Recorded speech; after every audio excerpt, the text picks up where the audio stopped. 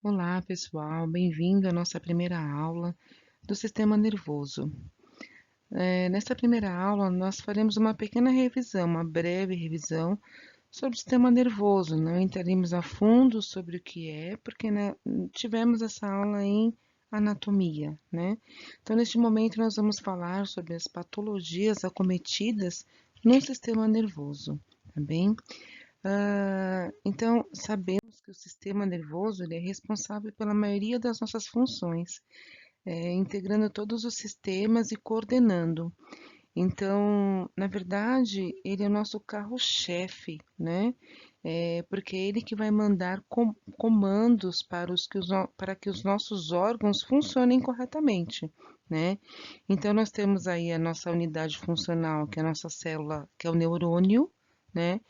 E o neurônio, através dos seus neurotransmissores e através dos de impulsos nervosos, que são as nossas sinapses, né, que ela faz uma ligação entre um e o outro, né, é, é que ela manda este comando, tá bem? Para poder fazer com que o nosso organismo responda aos comandos.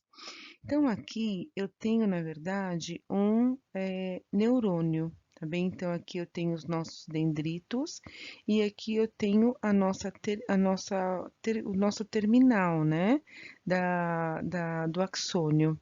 Então, lembrando sempre que a transmissão, ela vem, ó, sentido da propagação, tá bem? Sentido da propagação, tá? Ó, sentido da propagação e ela vem em direção ao nosso axônio, tá bem? Quando chega aqui, ocorre a sinapse, que são os nossos impulsos elétricos, né? A troca, que se comunica com o outro axônio, mandando o comando, tá bem? Então, assim, é dessa forma. É como se fosse um fio descascado, se encostar no outro vai dar choque, tá bem? É importante nós sabermos dessa bainha de mielina, tá vendo que tem aqui nós temos a questão do corpo, né? Tá vendo? E aqui eu tenho essa bainha, essa parte mais gordinha é a nossa bainha de mielina. Então, por que é importante saber dessa bainha? Essa bainha é como se fosse uma capa que reveste, né, toda essa questão do axônio, tá bom? O terminal não, mas o corpo do axônio é ele que ela que reveste. Quando eu perco essa bainha de mielina, eu começo a ter complicações neurológicas, tá? Porque o estímulo nervoso ele não consegue vir e se propagar no axônio, tá? Então ele vem e acaba se perdendo se em algum momento essa bainha não estiver encapada. Tá bem? Então, pensa num fio elétrico onde tem aquela capinha que é vermelha, verde, azul para proteção. Então, eu tenho vários fios juntos, né? Se eu tenho um fio daquele, né, uma capinha daquela desencapada, encostar com o outro,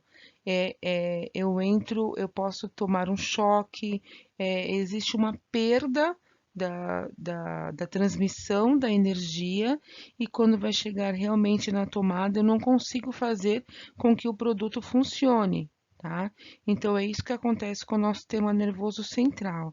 Então, eu tenho que proteger essa bainha de mielina, que no caso ela é super potente em relação a proteínas, né? Então, o que que deixa essa bainha de mielina bem? Vitamina E, vitamina C, vitamina B12.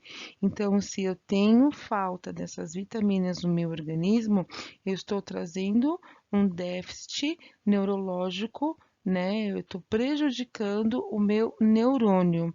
Então, percebam que eu pergunto para vocês, faz sentido o que eu falo? Porque quando eu estou com déficit de vitamina B12, vitamina C, ferro, o que que acontece com o nosso pensamento? Já fica um pouquinho mais lento. A transmissão já fica mais lenta. E isso, com o passar do tempo, faz com que tragam prejuízos neurológicos. Acho que deu para entender. Se não deu, por favor, perguntem, tá bem? Aqui eu tenho só a questão do sistema nervoso central e o periférico, né? Então, central, encéfalo, medula espinhal. Então, o nosso sistema nervoso central, ele começa desde a nossa, vamos colocar assim, encéfalo podálico da nossa cabeça, né? Do nosso cérebro, e vai até o final da medula espinhal. E é uma só. Então, se eu tiver algum acidente, romper dali para baixo, ela não funciona mais. Então, se no meio do meu tronco eu tiver um acidente e romper a minha medula espinal, ela dali para baixo eu perco os movimentos, por exemplo, dos meus membros inferiores, tá bom? Aqui é do que é composto, sistema nervoso central e periférico, né? Então, nós temos que proteger sempre, ele é envolvido de um osso, né? Nossa caixa craniana, ele tem aí o cérebro propriamente dito, né? O tálamo, então todos, corpo caloso. Então, quanto mais interno, né, do nosso cérebro, mais ele é responsável por passar, transmissões para o nosso organismo, tá bem? Então, eu tenho aqui o sistema nervoso central, que é composto pelo encéfalo. Dentro do encéfalo, eu tenho o cérebro, o cerebelo, o tálamo, hipotálamo, mesencéfalo, ponte e bulbo. Não vou falar sobre a função de cada um. Conforme nós vamos falando sobre as doenças, nós vamos falando sobre o que na verdade ele atinge, tá bom? Sistema nervoso periférico, composto por nervos, gânglios e terminações nervosas. Também quando a gente fala de periférico, a gente já pensa em periferia mesmo, né? Então, ponta dos dedos, ponta dos pés, pernas, braços. E o sistema nervoso central, ele já fica mais dentro do nosso cérebro e dentro da nossa medula espinal. Tá bom? Espinal ou espinhal, tá bom? Então, agora vocês vão ver eu falando espinhal e espinal. Os dois termos estão corretos, tá bem?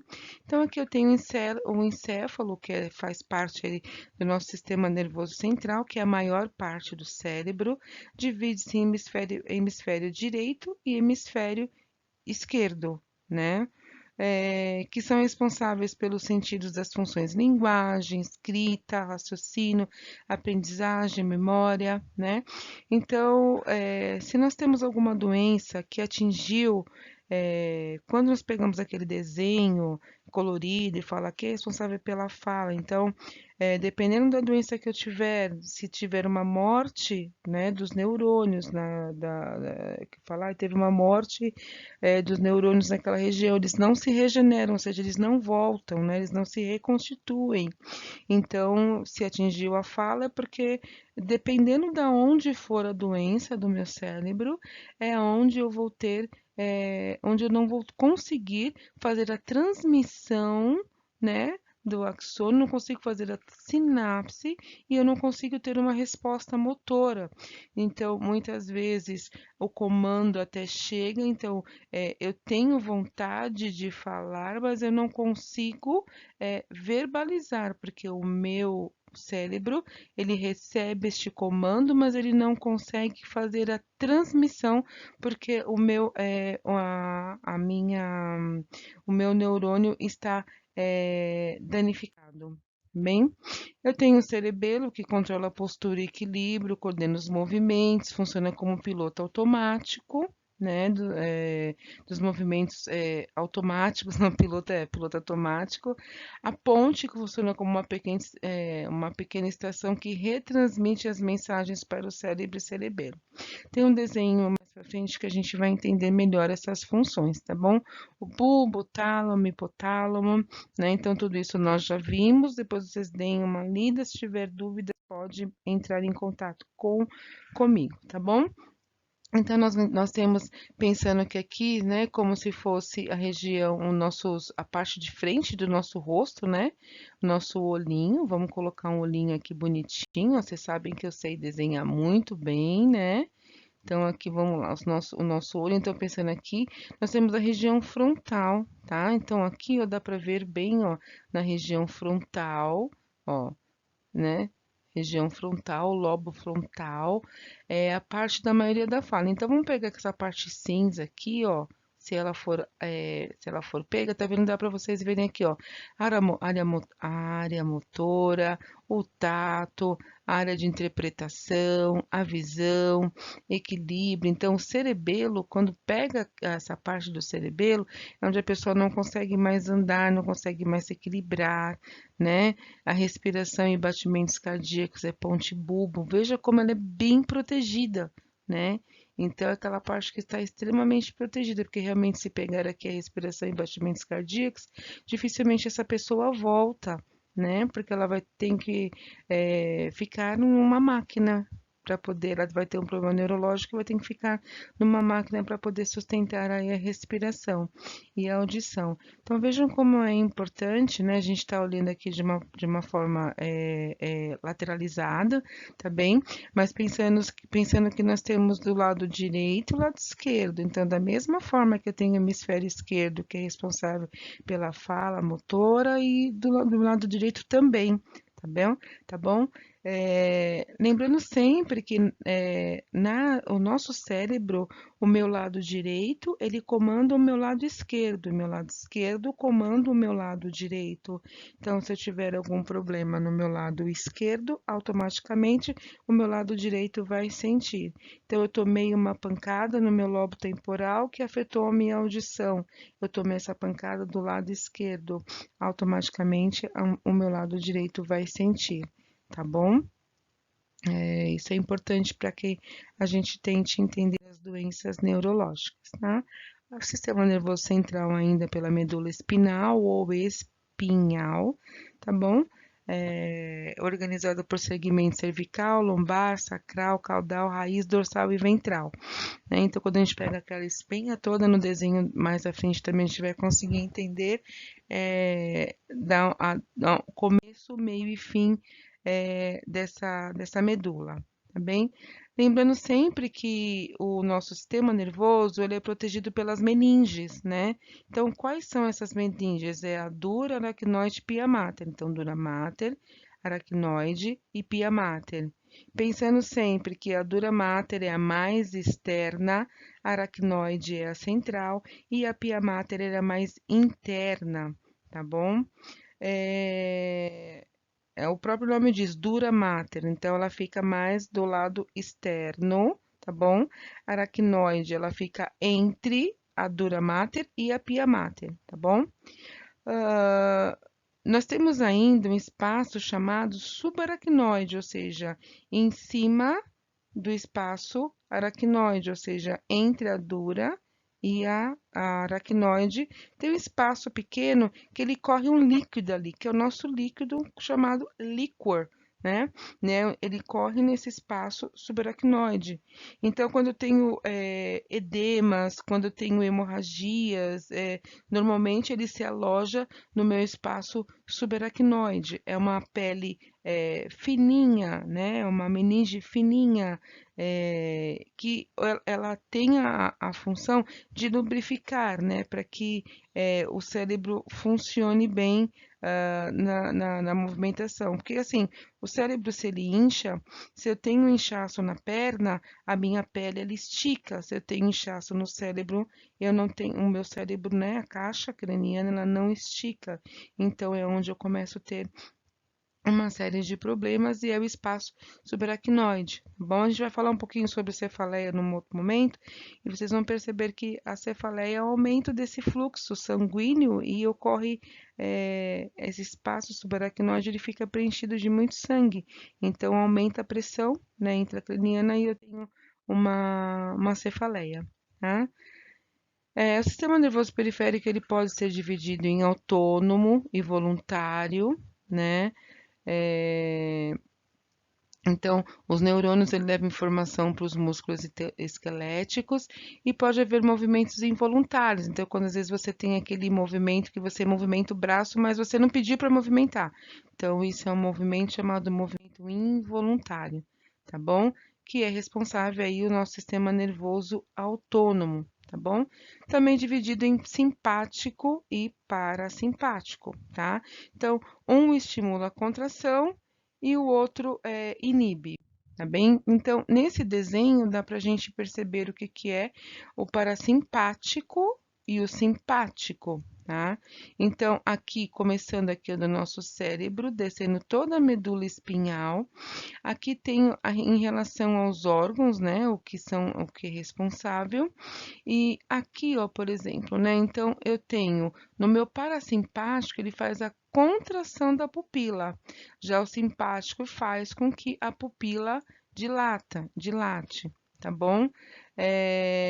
Então, aqui, ó, contrai a bexiga, o meu parasimpático contrai, tá bom? A bexiga. Já no simpático, relaxa a bexiga. Então, eles trabalham parasimpático e simpático, eles trabalham em conjunto. Então, enquanto um faz o movimento de contração, o outro faz o movimento de dilatação. Enquanto um desacelera os batimentos cardíacos, o outro acelera o batimento cardíaco, tá bom?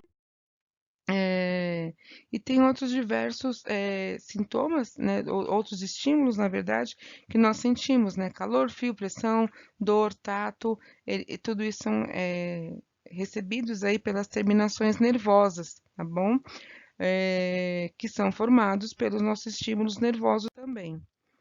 Aqui nós temos os corpúsculos sensoriais, não vamos entrar em detalhes, tá bom? Dúvidas me chamem, e vamos começar a entrar no nosso nossa primeira patologia, né? Então, a mais conhecida como AVC, o pessoal também fala derrame, né? Acidente vascular cerebral. Então, na verdade, aqui o que nós vamos tratar, né? Então, nós vamos falar do AVC, nós vamos falar sobre poliomielite, epilepsia, mal de Alzheimer, esquizofrenia, depressão, né? Então, todas essas doenças podem ser ocasionadas pelo sistema nervoso central, dentre outras que falaremos, né? De coma, cefaleia, Parkinson, esclerose, vamos ver se a gente consegue acomodar bastante doenças, né? Mas se a gente entender o mecanismo de ação de como funciona o cérebro, a gente consegue entender as doenças neurológicas, né? Muitos de nós fazemos atividades físicas, né? Ou nos preocupamos em fazer ou está em projeto para o próximo ano que se inicia, então, ou o próximo mês, ou a próxima segunda, a gente sempre tem um projeto. Quem não faz, fala, eu preciso fazer atividade física, porque nós sabemos o quanto é bom fazer atividade física. Porém, nós não podemos esquecer que o nosso cérebro também precisa ser exercitado, né? Então, eu preciso fazer atividade física com algum tipo de relaxamento, ou seja, eu preciso relaxar na minha mente. Eu preciso fazer atividade, alguma habilidade que permita uma interação com a natureza, uma interação com outras pessoas. Não vale o WhatsApp, não vale Face, Insta, essas coisas assim, né? Eu preciso realmente conversar com a pessoa, né? Usar o telefone. Eu preciso fazer exercícios, né? Que incentivem, que movimentem o meu cérebro. Eu preciso tentar lembrar o que eu fiz de manhã hoje à noite. Eu preciso tentar fazer cálculos sem o uso da calculadora, tentar lembrar caminhos sem o uso do meu GPS. Então, isso faz com que eu motive o meu cérebro, né? Tentar assistir um filme com legenda, para que eu possa fazer a leitura, né? Deixe em inglês e faça, ou em espanhol, em francês, que seja, e deixa a legenda, para que eu habitue novamente a fazer uma leitura um pouco mais dinâmica, tá?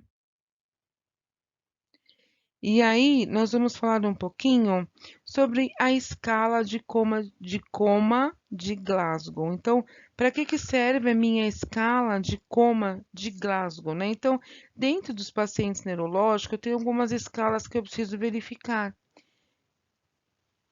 E na escala de coma de Glasgow, nessa escala de coma de Glasgow, né, eu vou verificar do paciente o nível de consciência dele após um traumatismo, por exemplo, né? Então, é um paciente, o próprio nome diz escala de coma, então é um paciente que está em estado comatoso, mas ele não tem sedação, tá? Ele não está em uso de sedação. Quando o paciente tem sedação, a gente usa uma outra escala, ou seja, ele está em coma induzido. É uma outra escala.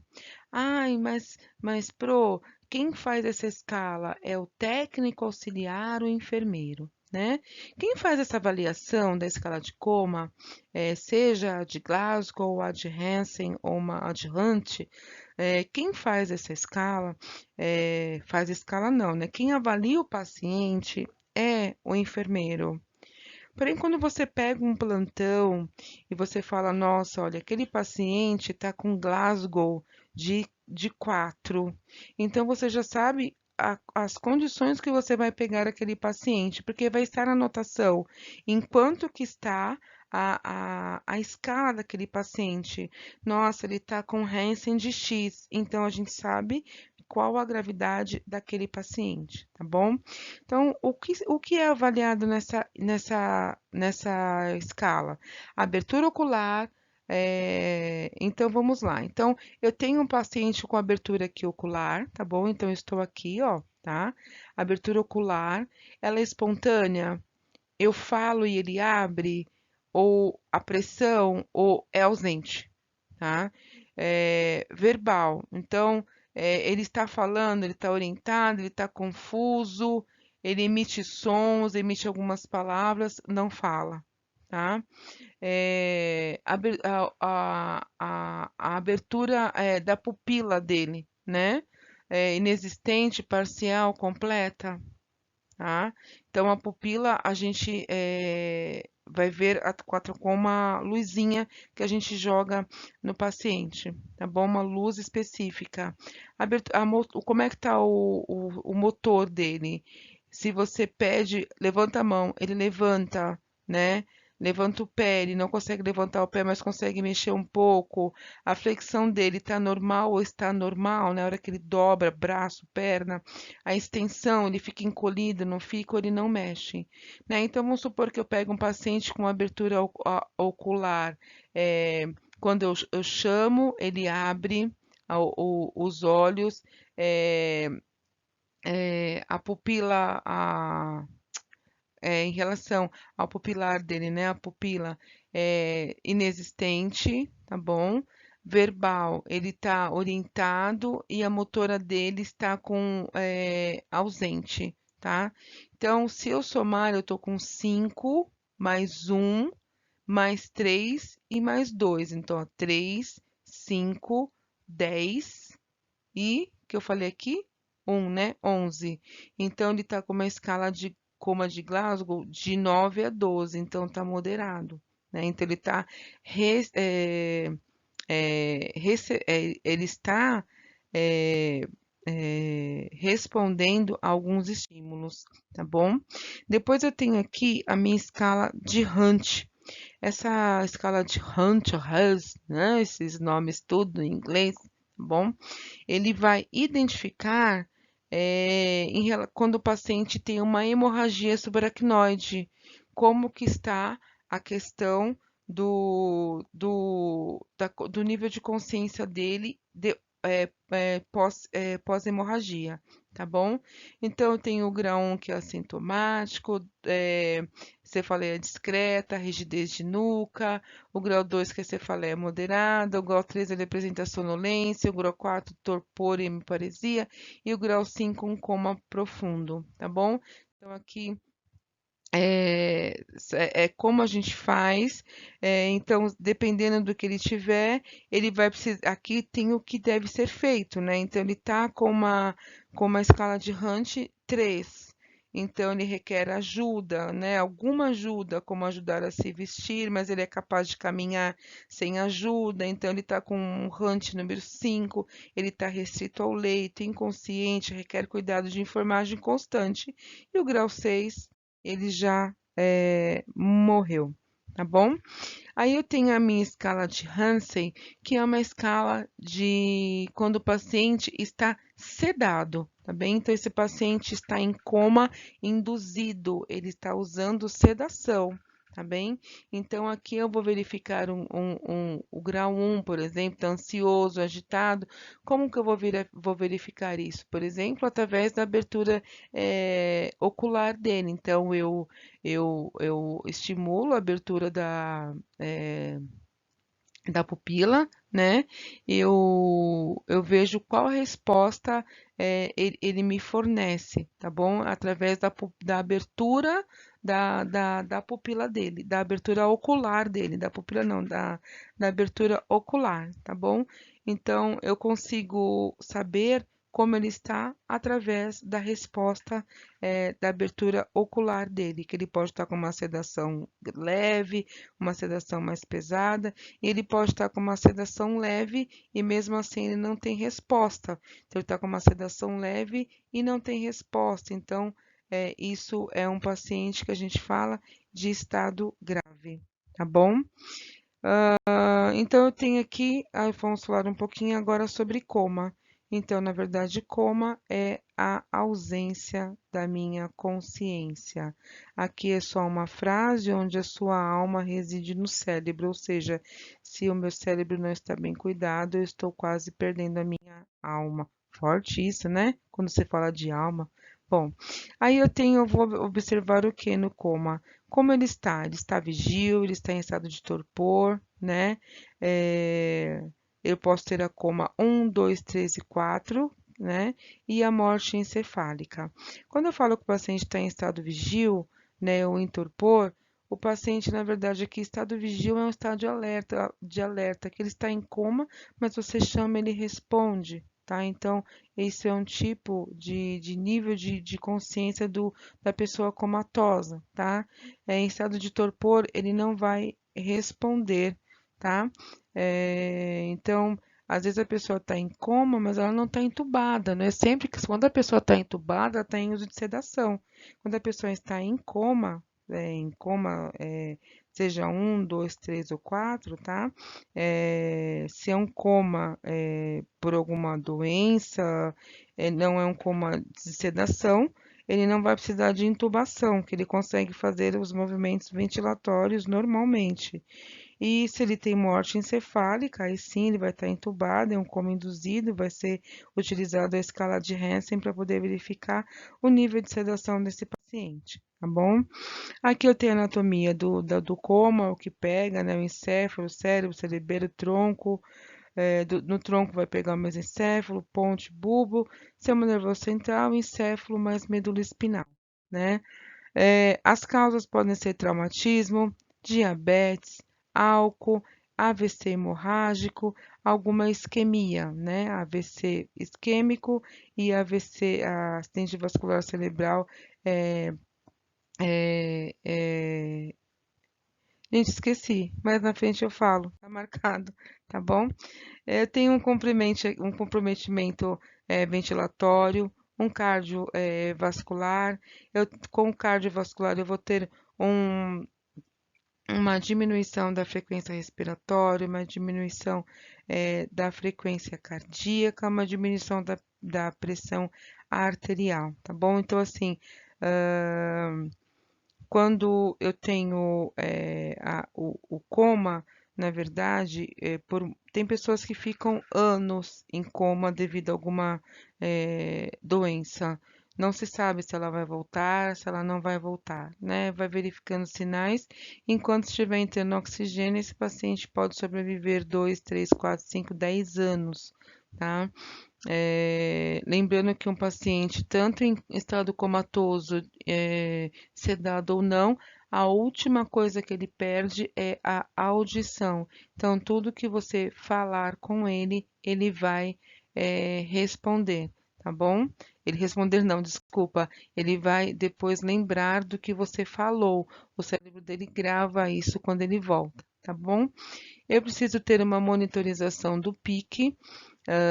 No final da nossa última aula, a gente vai fazer alguns exercícios, tá? Matemáticos para poder fazer esse cálculo e também vou mostrar para vocês como é que faz a verificação, como mede esse pique, tá bom? Então, eu tenho aí O pique, na verdade, é a pressão intracraniana, né? Então, quando a pessoa normalmente tem algum problema neurológico, algum acidente ou estado comatoso, eu posso ter um aumento dessa pressão. Então, eu tenho aumento do fluxo, né, do meu líquido, ou alguma hemorragia, ou presença de líquido, e aumenta, né? Por que que aumenta a pressão? Porque é o que eu falei para vocês anteriormente, o cérebro ele pode aumentar de tamanho, mas a caixa craniana não aumenta. Então, o cérebro vai ficar, a gente chama de cérebro inchado, ele aumenta essa pressão. Então, fica com uma pressão intracraniana aumentada. Isso não é bom. Então, às vezes, fala assim, mas o paciente entrou de coma induzido, fez um TCE gravíssimo e tem um comprometimento, está com um edema cerebral e o médico colocou em coma induzido. O coma induzido nesse momento é para diminuir exatamente essa pressão intracraniana, para diminuir os agravos desse paciente, para que esse paciente não agudize se ele ficar acordado. Acordado, ele vai ter preocupações, ele vai movimentar a cabeça, isso vai fazer com que o cérebro inche ainda mais, né? E a caixa craniana acaba não aguentando. Tá? Então, muitas vezes, dependendo do médico, ele tem que fazer uma abertura cirúrgica, tirar a calota craniana até que esse cérebro desinche, tá? Então, ou ele faz uma colocação de um dreno para diminuir o excesso de líquido para esse cérebro desinchar, para evitar agravos na questão neurológica, para esse paciente não perder funções neurológicas. Então, nem sempre o coma ruim, o coma induzido, muitas vezes, dependendo do que aconteceu com o paciente, ele se faz necessário, tá bom? Cuidado, eu vou precisar ter cuidados respiratórios, como oxigenoterapia, esse PA de O2 e o PA de CO2, isso são parâmetros que eu vou colocar na ventilação, tá bom? E também quando eu coletar a gasometria, eu acho que é interessante depois também a gente fazer o cálculo da gasometria, se vocês ainda não fizeram, para a gente entender o que que é esse PA de O2, PA de CO2, para a gente entender, né? Então, isso aí é a pressão que está sendo ofertada para o paciente de O2 e o CO2 também, quanto ele está tendo. Então, você troca a gasosa, está sendo efetiva, tá bom? Então, por isso que é feito a gasometria.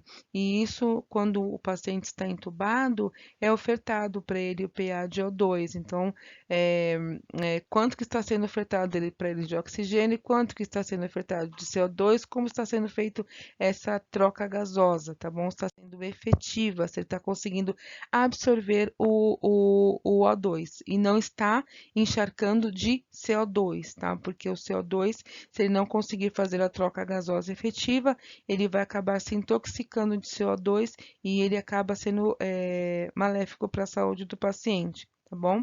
Eu posso ter complicações como coma, infecções, algumas sequelas motoras, neurológicas, cognitivas e também a hidrocefalia, que é a presença de água no cérebro.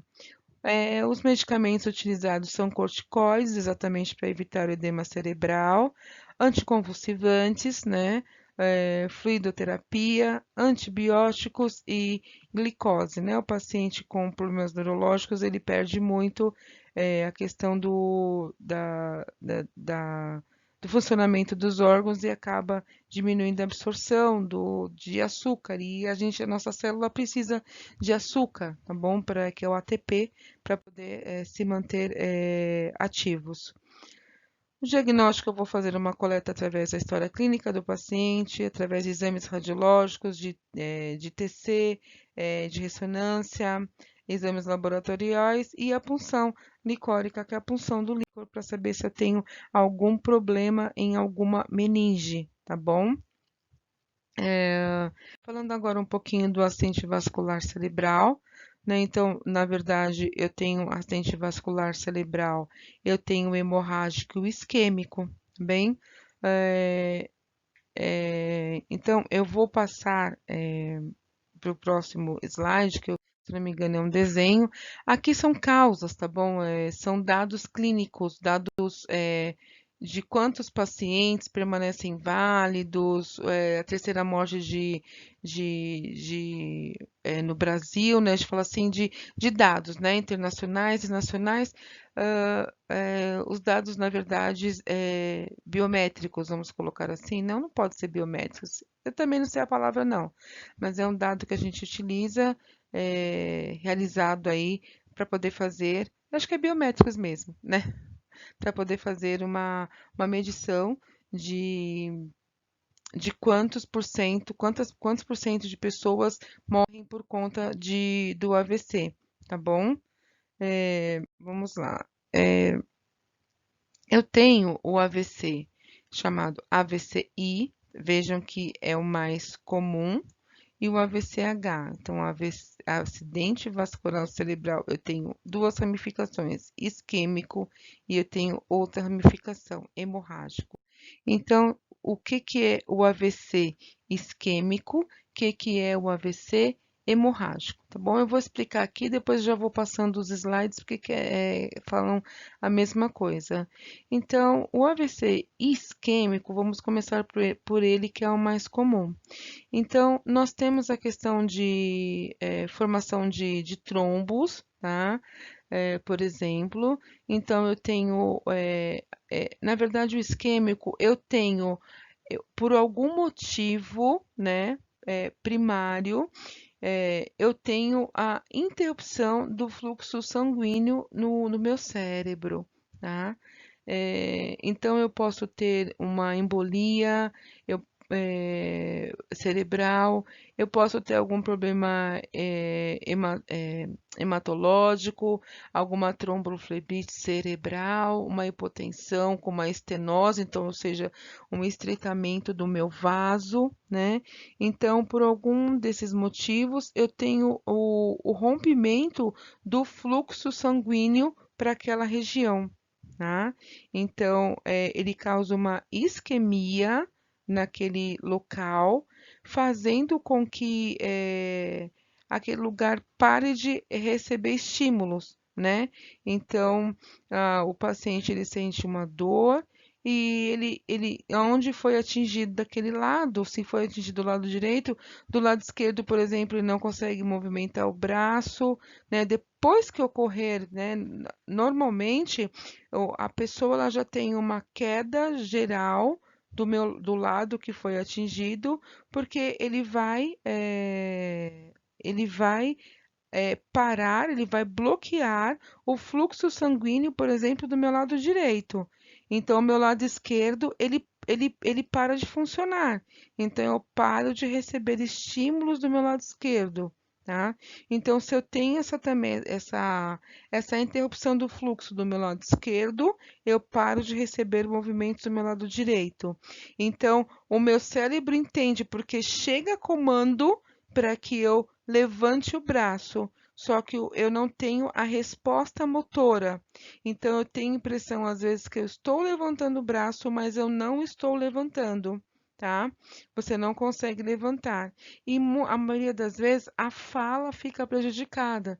Então, porque existe, né, do lado, vamos supor, se for do lado esquerdo para o lado direito, a boca também cai, o olho cai, o nariz cai, ele fica com uma queda, que dá para você perceber, e o paciente não consegue falar corretamente. Ele vai falar, ele fala de forma, ele tem uma dificuldade, na fala, tá bom?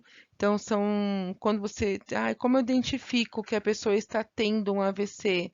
Pede para ela levantar os braços, pede para ela erguer as mãos, pede para ela falar algo, automaticamente você vai perceber que ele não consegue levantar ou está levantando os dois do mesmo jeito? Estou, e um não está, na mesma altura do outro, tá bom? Aqui eu tenho a presença de um acidente vascular. Na verdade, eu tenho esse isquêmico não hemisférico. Então, qual a diferença do não hemisférico para o hemisférico? É o local que esse AVC isquêmico pegou, atingiu, tá? Então, quando eu falo se ele não hemisférico e hemisférico, então significa que ele pegou as laterais, tá? Quando eu falo que é hemisférico, ele pegou a região central, ele é mais grave. Tá bom? Então, normalmente, quando a pessoa tem um AVC isquêmico hemisférico, ele pega aquela parte que eu falei para vocês do equilíbrio, né? Então, ele pega uma região mais centralizada e, normalmente, ou relacionado aos batimentos cardíacos, à respiração, a pessoa não volta. No hemisférico, eu tenho como fazer, por exemplo, uma endarterectomia ou um endovascular. Então, endovascular é a presença de stent. Você coloca, né? A gente coloca stent no coração e também pode colocar stent no cérebro em qualquer lugar que ocorra uma obstrução. Tá? Então, eu coloco stent e eu abro espaço para que o sangue passe. E endarterectomia é como se fosse a colocação de um enxerto para poder manter a artéria, né? Se ela estiver com um problema também de estreitamento, ela vai manter essa artéria funcionante através de um inserto, tá bom? Eu tenho uma profilaxia secundária que depois que o paciente teve AVC, eu preciso utilizar, né, porque eu fiz um tratamento cirúrgico ou não, eu preciso usar com o antiagregante plaquetário, um anticoagulante e controles dos fatores de risco, né? Então, se a pessoa faz uso de álcool, então a pessoa que bebe muito, por exemplo, mas assim, bebe destilado todos os dias, automaticamente ela recebe menos oxigênio porque o álcool toma conta da corrente sanguínea. O cérebro fica menor. Quando o cérebro fica menor, ele diminui a luz da veia. Então, automaticamente, eu tenho uma diminuição para a passagem do meu fluxo sanguíneo, podendo assim ocorrer uma obstrução ou uma aterosclerose, né? Que é o endurecimento desse vaso, e eu não consigo fazer com que o sangue flua da forma que tem que ser, não consegue fluir, né? Normalmente. Aqui, quando eu falo do hemisférico, é porque ele pegou uma, uma região, né, onde esse paciente ele fica com sequelas mais graves, porque tem uma diminuição do oxigênio, da glicose, pH intracelular, eu tenho alteração na bomba de sódio e potássio, tudo por conta que eu falei para vocês, lembra que acho que era o bulbo, né? Ele pega a questão do equilíbrio, depois tem o outro responsável pela respiração e pelos batimentos cardíacos. Então, eu tenho todo um comprometimento neurológico, eu não consigo fazer a transmissão para os meus órgãos, tá bem? Então, o tratamento, ele tem que fazer uma hemicraniectomia descompressiva, porque eu tenho edema cerebral, então eu preciso criar um espaço, então ele remove o osso do crânio, ele vai fazer uma craniotomia e realizando logo na sequência uma duroplastia, fazendo uma camada externa para proteger esse cérebro, tá bom? Que ele não vai poder ficar exposto, tá? O objetivo é aprimorar a perfusão dos vasos, tanto colaterais quanto cerebral média, optimizar a área da penumbra. A penumbra é o que fica realmente sem receber o oxigênio, reduzir a área de infarto, né? Então, o infarto é no coração só? Não, infarto também pode ser no cérebro, tá? No momento, se eu tiver um AVC hemorrágico, tá? Eu posso ter uma área hemorrágico e isquêmico também. É quando eu tenho a área do meu infarto. E reduzir o déficit neurológico. Quando eu falo de infarto, o infarto refere-se a uma obstrução e a diminuição ou a parada total do fluxo sanguíneo, tá bom? Isso pode ser, eu posso ter um infarto, por exemplo, nos meus membros inferiores, tá bem? Então, fatores de mau prognóstico, ou seja, quando o paciente não vai progredir muito bem. Então, idade, né? Inferior aí superior a 60 anos, o Glasgow acima de 7, apresenta presença prévia de anisocória, quando são as pupilas, elas não estão iguais, né? Uma maior, uma menor. O quadro clínico em menos de 3 dias do AVC, infarto, por exemplo, de uma carótida interna. Então, são fatores que o médico ele vai identificar como um mau prognóstico, né? Que a gente chama. Tem um bom prognóstico, atingiu uma área pequena, então ele vai evoluir bem para poder sair deste quadro. Quando o paciente tem esses fatores, provavelmente ele tem um mau prognóstico, tá?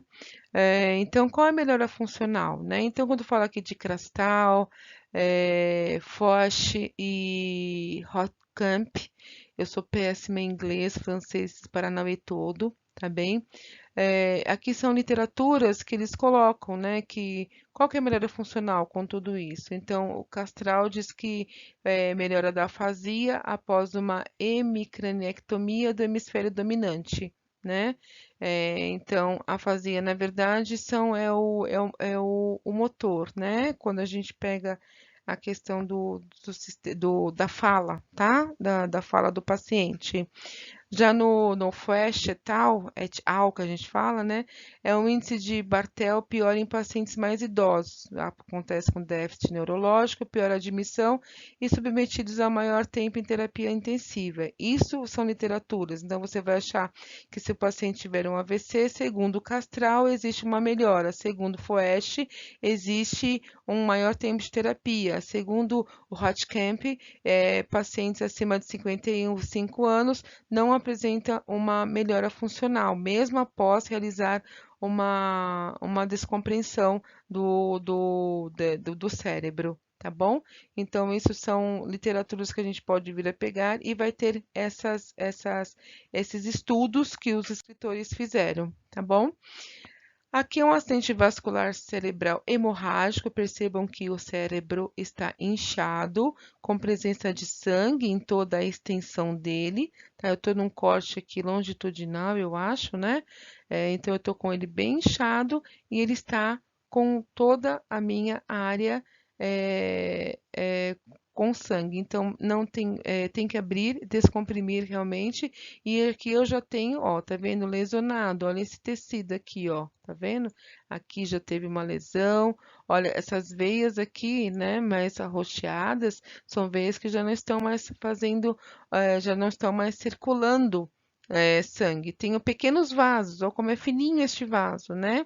Então, eu tenho pequenos vasos que me mostram que eu ainda tenho um pouquinho de circulação, tá? Mas aqui já é a presença de um sangue coagulado, tá vendo? De um hemorrágico. Então, hemorrágico, porque ele é mais grave? E ainda bem que ele é em menor quantidade, mas por que ele é mais grave?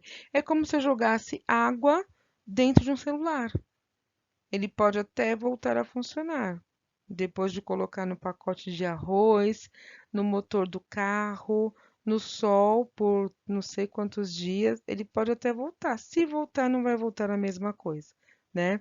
Então, a probabilidade é bem menor de retorno, porque é como se ele entrasse em curto-circuito. Eu não perco só uma parte do cérebro, né? Eu perco praticamente quase todas as funções do meu cérebro, tá bom?